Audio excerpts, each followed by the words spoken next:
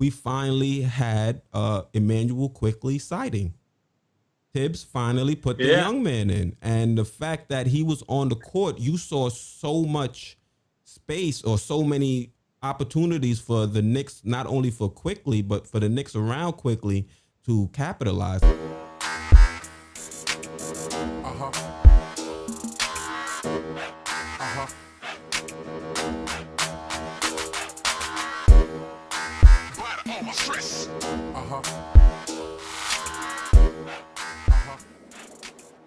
Yeah, and thanks for segueing Second into game. our next topic. So Yeah. let's touch a little bit more on the second game. What was the final score for that one again, you said?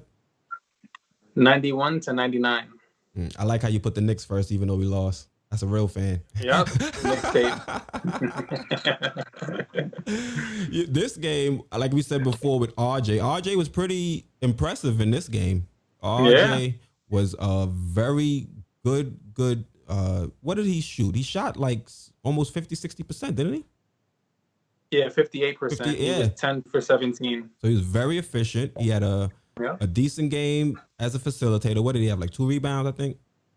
I mean, 2 assists. 4 rebounds, 2 assists, and a steal. And a steal. So he had a pretty good, well-rounded game, especially with him.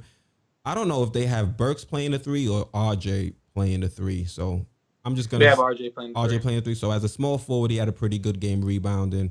Yeah, and 25 points. Yeah, and then Obi didn't have as great of a game. Obi, I think, only had like 4 buckets. He didn't look confident out there. That's one thing I noticed. Well, technically, he only had 1 bucket. Oh, so they what? Well, he was 1 for 9. So he did bad. He had 4 points. 4, yeah, that's what I bet. Wait, because I was about to say, how did he have 4 points if he only made 1 field goal and 1 free throw? The field goal he made was a 3.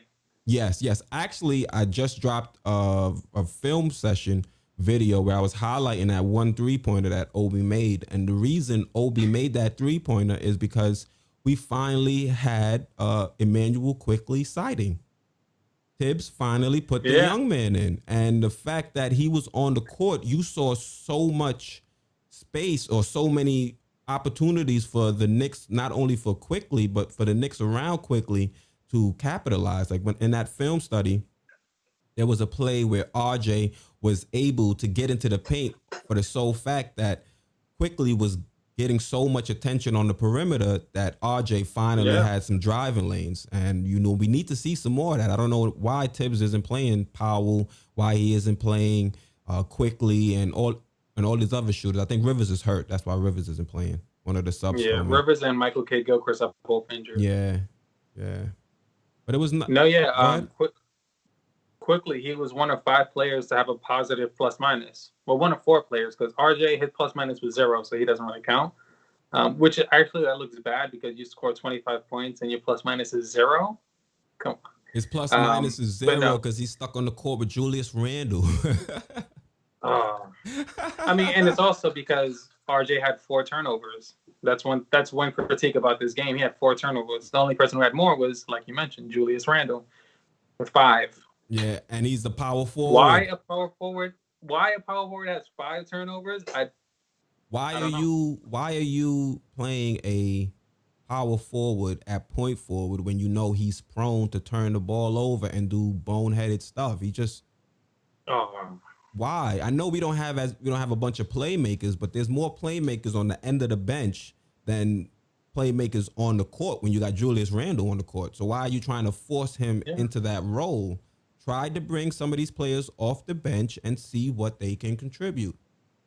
Some players. That's the point of preseason.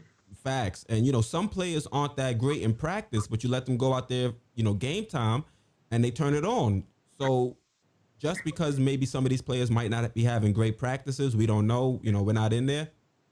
But if that's the reason, I don't think that should, be a detriment to them playing in actual preseason games. You got teams like the Wizards playing 15, 16 guys, and Tibbs is trying to mix and match 10 to dwindle down to 8. So it's getting crazy. No, yeah. Speaking solely about the Knicks, look, we've seen good things happen when we play random players. Like, look at Linsanity. He was getting no minutes, and then one game we had too many injured players, so we played him. And then we ended up going on an 8-game win streak. Like, we need to give people a chance, especially during preseason when the games don't matter. We don't have to win these games. We just have to see what people can do, see what lineups work. So, I mean, that's something that he does need to change if he wants to get any type of cohesiveness in this group. Facts. Build any kind of chemistry, because when you're looking at these players all together on the court at the same time, at least with the starters and the initial 5 off the bench, spacing is atrocious. And it was like watching a completely different team when I was doing that Immanuel Quickley analysis. It was like night and day. Yeah, because other teams, apparently, they already know about Quickley. Like, they know what he's about. So they are doubling him once he touches 3. Like, everyone's running at him. Pause. A rookie. Yeah. Bro, they did a pick and roll, and it was 3 Pistons on him. They completely forgot about Frank Nitti. And I think that's how I think RJ was able to get into the paint, and he had a nice dish to Mitch. And I'm looking at it, and I'm like, where has this been? Well, it's only been one game other than that. But where was this last game? Yeah, like if we were able to do that in the first game, we probably would have won by 5-10 points. Who knows? No, yeah. I don't know why we're not. Yeah, I don't know why we're not playing him. He only played 9 minutes in the second game, and he was contributing during those 9 minutes. I mean, he had a couple turnovers. He had one issue palming. They called him for palming or carry, whatever you want to call it. Yeah, and they also called him for a travel. Yeah. He had 2. Julius Randle had 5. Like, come on, I'm sorry. That's a good point. How in the world is Julius Randle allowed to commit 5 turnovers, and he's supposed to be a key piece to the team, but you got a rookie in there. Yeah. He has a couple turnovers, and you're just going to not really see any more of them. Yeah, Julius Randle played 32 minutes. Yeah, that's crazy. For what? How many did RJ play? 33? He played 35. And it's like why? Why? It's preseason. Yeah. Why are you... It's the second game, and he's playing damn near the whole game. Facts. Why? That better not be what we. Well, I wouldn't be upset if that's what we see during the season, but I don't want him to put too much mileage on RJ. We need, especially in a season where we have a lot of other pieces that we want to see perform. I don't see us necessarily having to play RJ 38, 36 minutes. RJ's fine with 32, 31, 30. Yeah, 31, 30 minutes. That should be like his cap. Exactly. But, I mean, we know Tibbs, that he's that kind of coach. He's going to play whoever he views as the main person damn near the whole game. Yeah, but hopefully it's not as a detriment to the remaining portion of the roster. That's the only thing I'm hoping. I really wanted, I keep saying this, I really wanted Kenny Atkinson. To see what Kenny Atkinson did over in Brooklyn, worked with some of those young guys, Dinwiddie, Russell, Levert, and to see what they've, become as of that, or as a result of his tutelage. And I really wanted to see what he could do with some of these players over here. And Knox looked bad. That would have been terrible. Terrible. I mean, he only played 12 minutes, but he was terrible. He looked terrible. Yeah. DSJ, terrible. I get mad anytime he touches the court. I'm like, why are we playing him? He's like the new Jared Jeffries. Like, he's just awful. Bro, he's on the court to do nothing. He wasn't even this bad in the first game, but the second game, he was dribbling the wrong way on the court. I'm like, bro, what are you doing? How many turnovers he had? He had to have like 3. I could think of 2 off the top of my head. 2. Yeah, see, I could think of 2 off the top of my head. His plus minus is negative 15. I was close. 15.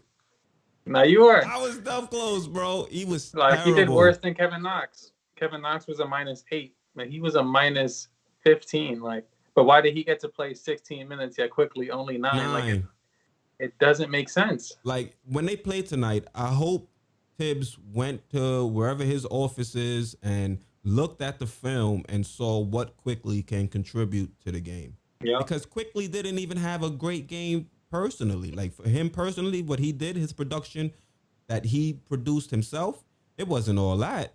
But when he was on the court, there were 5 plays where he directly contributed to the play succeeding. And he was just there as a decoy for the most part. So imagine if this guy gets some minutes and he has the ability to create off his shot, or even in catch and shoot situations like the Warriors? Why we can't see him running around screens?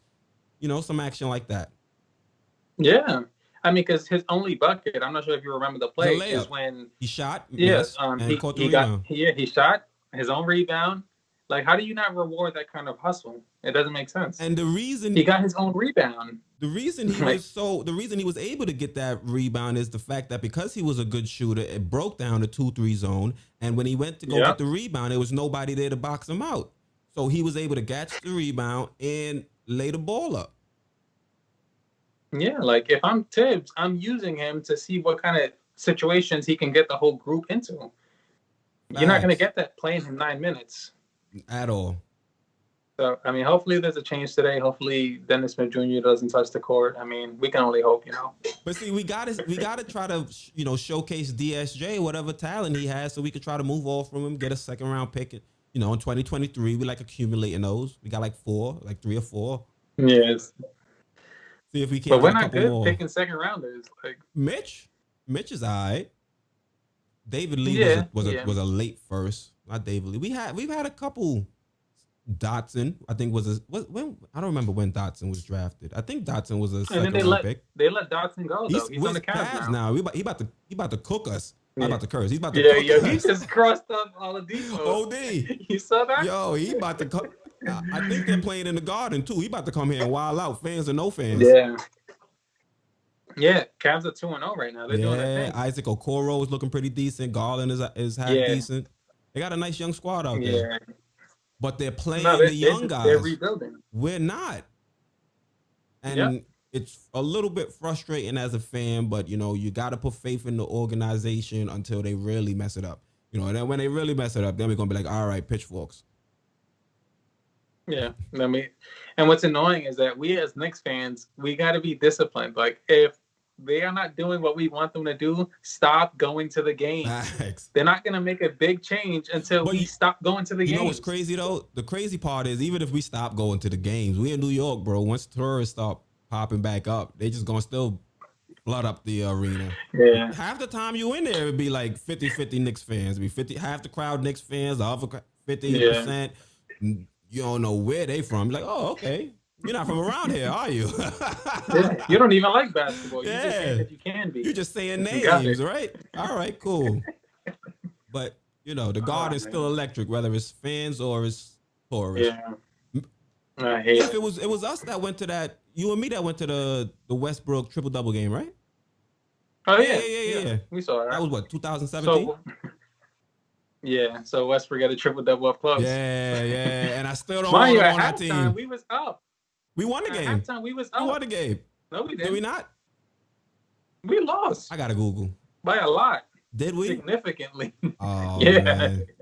I know by halftime. Yeah, we was up at half. By halftime, we looked up at the scoreboard and he was like an assist away from a triple-double. And I'm like, what the hell? Yeah. When did this happen? I mean, I was watching the game the whole time. What's he been doing? Yeah, I'm excited to see him, how he does in Washington.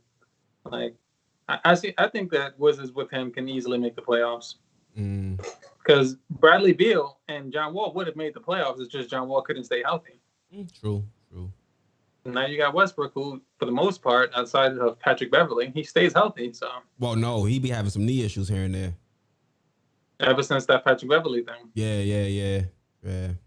Before that, he never missed a game since high school. And I didn't want. That was his stat. And I never wanted him on the Knicks. I don't care what he did. People were like, yeah, we should bring him in. He's a star. He's a star. Who's he going to play with? We just going to have one star and think we're going to, take over the East? Yeah, no. We need players around him, and we need players that are going to benefit his player style, which we don't have because Tibbs won't play the shooters.